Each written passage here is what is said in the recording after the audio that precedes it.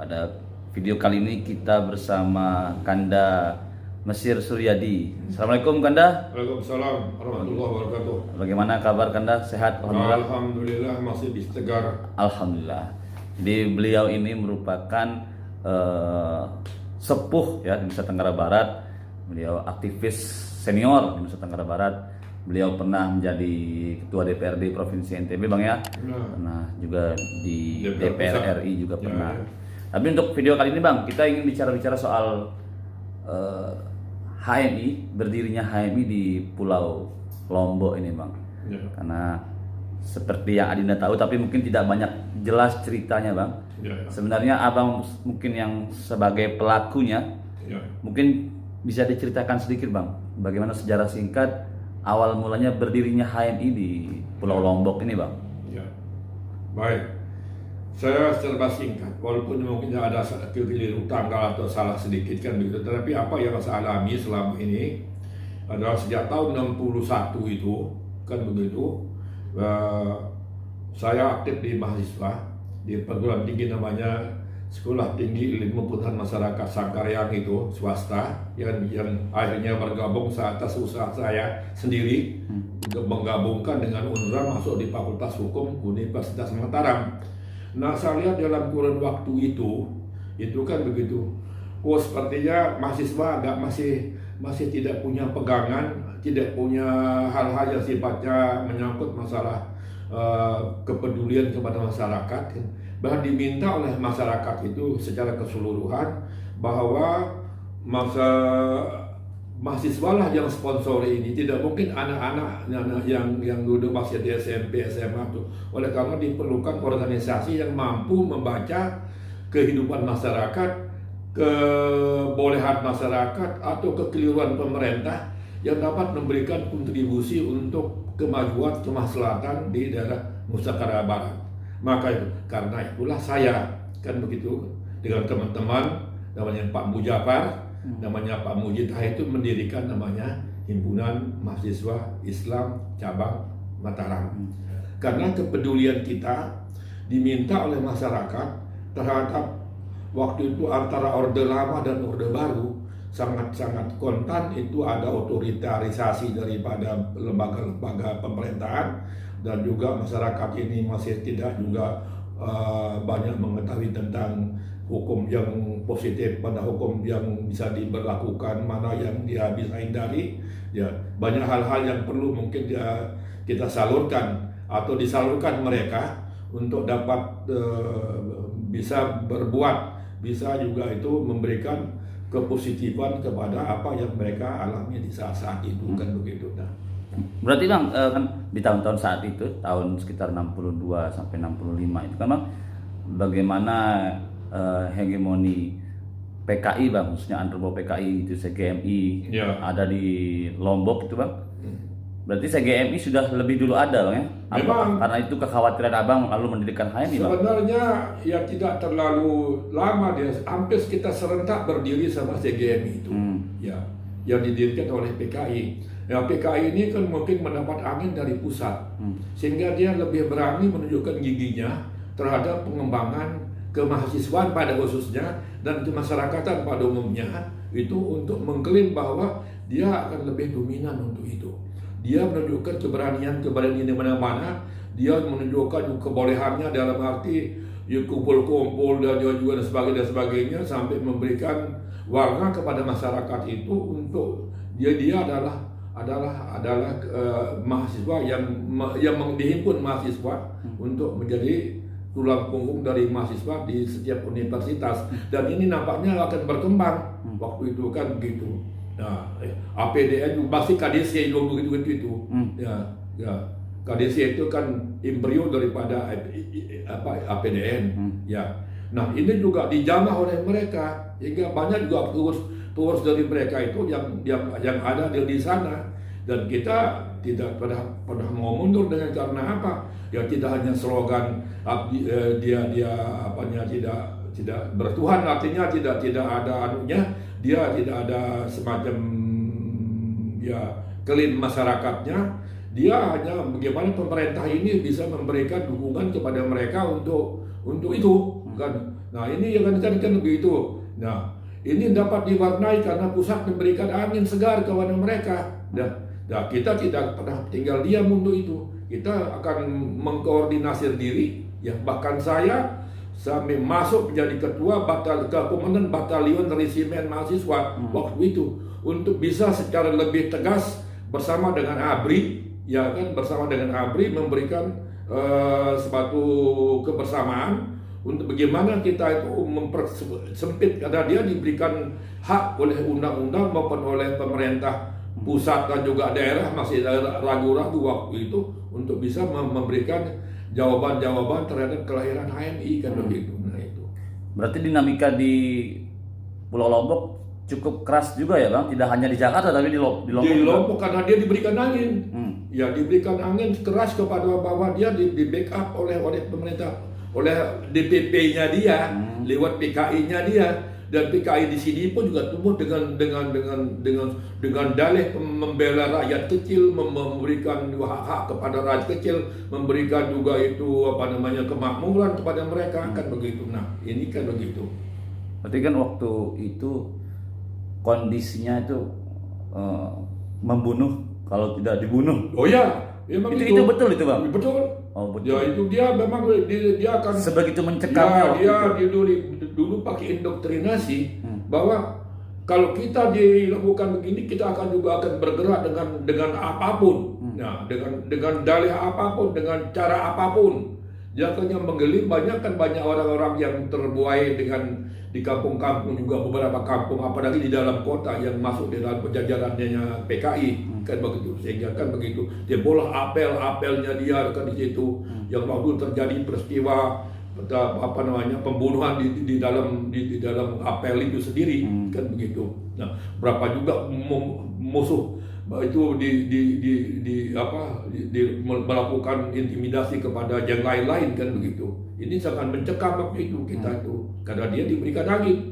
Ya begitu. Lalu waktu itu Bang apa hambatan dalam mendirikan HMI selain tadi dinamika dengan PKI atau ya apa? Memang pertama ada keraguan dari teman-teman. Tapi setelah kita itu semacam pendekatan bahwa ini adalah kita murni kita hanya mempertahankan agama, tapi mempertahankan hak hidup rakyat ini. Jangan kita dibohongi oleh orang-orang dengan jargon-jargon yang tidak menentu, yang akan menjanjikan kemakmuran, menjanjikan ketauladanan, menjanjikan juga macam-macam masalah yang konotasi untuk mereka menjadikan rakyat ini menjadi tameng di depan kan begitu. Itu kan dijadikan tameng di depan kan rakyat ini. Betul. Ya itu. Nah itu.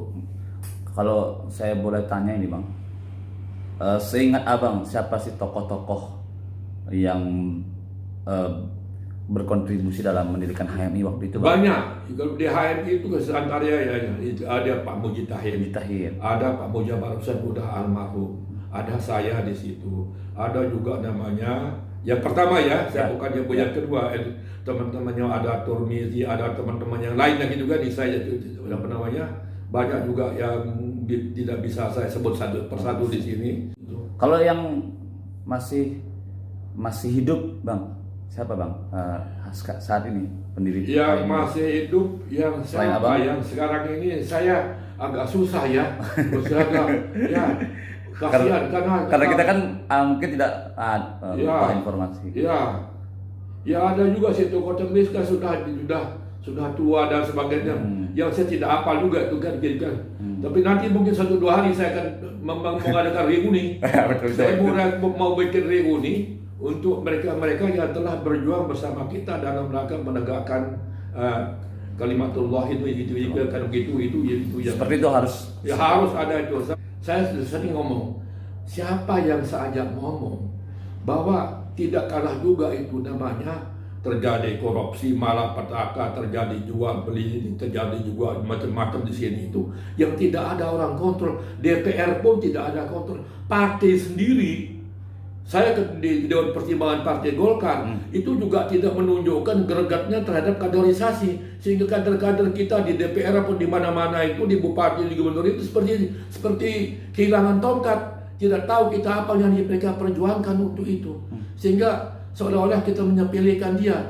Ya, tapi ini kadernya ada kesalahan partai. Partai inilah yang mengkader itu orang-orang itu sehingga tahu kapasitasnya masing-masing itu. Oh, ini punya grade yang bagus. Ini punya grade untuk DPR. Ini punya grade untuk bupati. Ini punya grade untuk siapa tahu seperti itu ya. Kalau kita ada kaderisasi. Tapi kita jarang bertemu, hanya di saat-saat waktu pemilu aja, waktu mau pilkada baru saja siapa yang banyak kepengnya itu yang iya.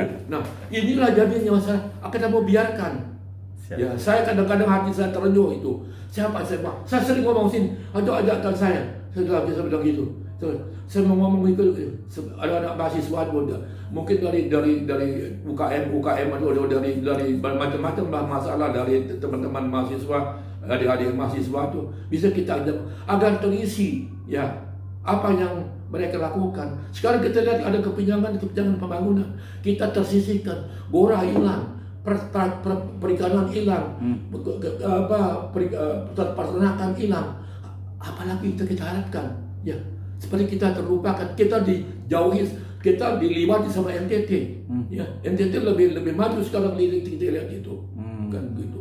Jadi banyak masalah-masalah yang kita inventarisasi, yang harus diketahui. Bukan saya mau ajak mereka bermacam-macam, agar mereka mengetahui apa yang mereka lakukan, apa yang mereka tidak lakukan, kan begitu. Dan siapa yang melakukan, kemana kita melakukannya. DPR kita harapkan kayak begini, DPR kita harapkan kayak begini. Ya, kenapa? Terus terang mereka tidak punya penghayatan, mereka tidak punya kualitas. Mereka tidak punya juga itu visi ke depan apa yang dilakukan untuk daerah ini. Apa kita hidup seperti ini terus? Apa terus kita seperti ini? Kita tidak ada apa-apa. Terus anak-anak muda-muda ini mengharapkan dari orang tua. Tanah sudah terbatas, pekerjaan terbatas.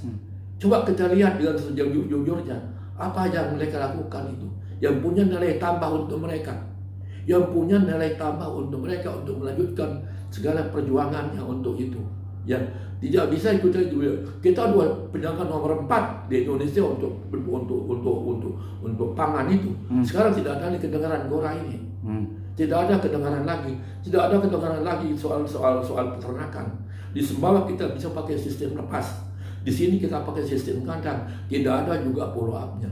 Apalagi di sini banyak aset-aset daerah tidak keluar-keluar. Kan yang diperjualbelikan oleh mereka yang namanya berkuasa. Ya. Nah, ini dari semua itu terakumulasi dalam otak kita supaya mereka bersama-sama kita agar kita memberikan pengetahuan yang lebih jelas tentang itu.